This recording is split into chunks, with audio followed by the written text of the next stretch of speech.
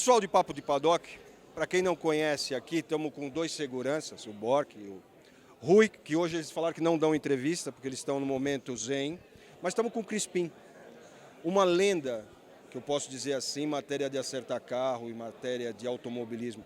Crispim, para essa molecada que não te conhece, para muitos que te conhecem e querem lembrar de você, fala um pouquinho como você começou nessa aventura do mundo das quatro rodas. Boa noite, obrigado pela oportunidade. Eu comecei no automobilismo em 1960. Eu fiz o Getúlio Vargas, do curso de Getúlio Vargas, de 52 a 56. Aí entrei na VEMAG em 1960, no departamento de teste, que era onde preparava os carros de corrida na época. E a primeira vez que fui em Interlagos, fui ver automóvel de corrida, foi na Mil Milhas de 1960. E aí me apaixonei e, por estar na fábrica, tive a oportunidade de trabalhar com automóvel de competição. E aí comecei, aí entra na veia, a gente não para mais, e fiz automobilismo até 1977. E, graças a Deus, foi muito gratificante, porque a gente conseguiu fazer bastante coisa. Era o começo da indústria automobilística no Brasil.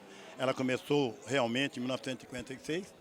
E, então, em 60, ela estava nascendo.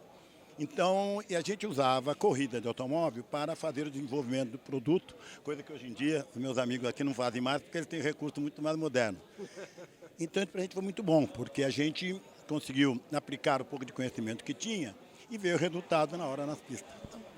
Crispim, agora fala alguns pilotos que você mexeu nos motores nessa sua vida. Cita alguns. Eu tive a felicidade de trabalhar com grandes pilotos, ou na equipe ou como adversário. Mas na minha época, o corredor de automóvel não era inimigo um do outro. O corredor de automóvel ele só era adversário, nós éramos amigos. Então, embora fôssemos de equipes diferentes, né, com outros patrocinadores, mas nós éramos amigos. E eu comecei trabalhando com dois grandes pilotos, que é o Mário César de Camargo Filho Marinho e o Bide Clemente. Foram duas lendas do automobilismo. E trabalhei, se eu começar a falar o nome dos pilotos com os quais eu convivi, mas eu convivi com a nata do automobilismo brasileiro. Numa época, vou te falar, então eu digo para você, Marinho, Birdi, Luizinho Pereira Bueno, José Carlos Passe, Hermes Fittipaldi, Wilson Fittipaldi, Nelson Piquet, Chico Lameirão, um monstro, Chico Lameirão, Ayrton não trabalhei com Ayrton. Como é que chama? Alex Dias Ribeiro, Chico Serra, não, só tinha fera naquela. Chico Serra, enfim. Se eu começar a lembrar aqui, nós vamos passar a noite falando. Porque foi uma época muito boa, porque tivemos uma safra muito boa de pilotos.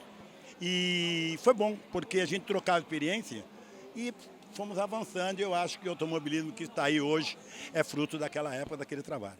Deixa eu te fazer uma perguntinha, só que aí depois o Rui complementa.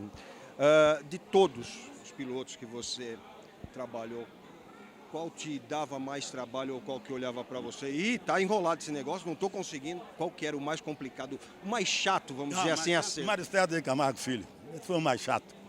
Mas foi um grande... Sério, Marinho era complicado, mas ele era um perfeccionista. Então ele também trabalhava. Felizmente, eu tive uma convivência muito boa com todos eles. Eu não tive... O Marinho é que mais trabalho dava. O resto a gente convivia bem, o Chiquinho Lameirão era um cara também um pouco complicado, mas no final as coisas iam bem. Eu vou te falar com toda a sinceridade, com todos os pilotos com os quais eu trabalhei, eu só tenho coisas boas a falar, porque até os desentendimentos que quando aconteciam, era para a gente avançar um pouco mais, então valia. Deixa eu fazer só uma pergunta. Rui, você conheceu o nosso querido Crispim já há um pouquinho tempo, né? E nesse tempo, quanto tempo mais ou menos? Nós três somos novinhos, 40 anos.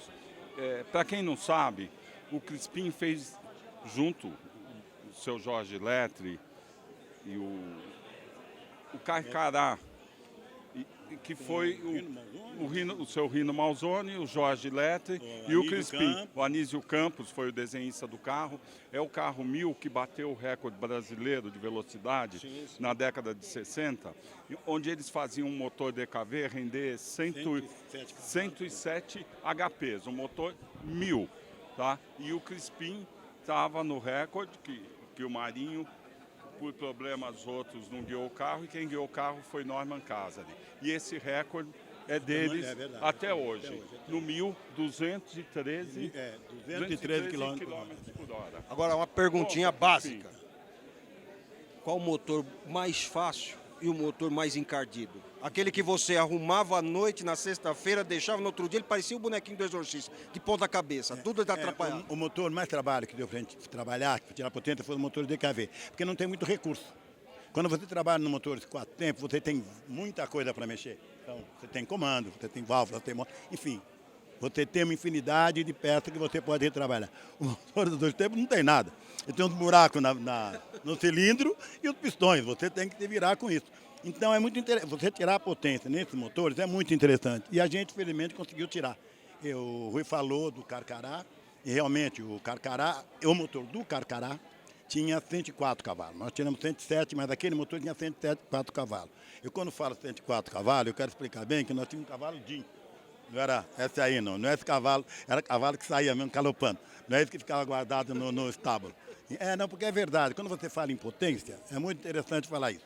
Quando você fala em cavalo DIN, você está falando da potência que você tem disponível na saída do motor.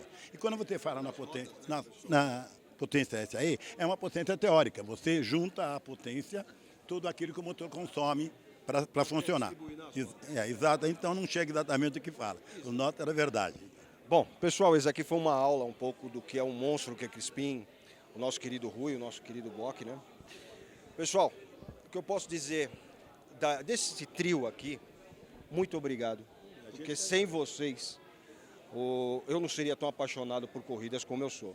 Na verdade, eu não sou apaixonado, sou doente por corrida. Eu amo corrida até de rema-rema. E o Crispim, ele sempre foi um excelente acertador de carro. E o Rui sempre foi um grande piloto, assim como o Bock foi. E é um ícone.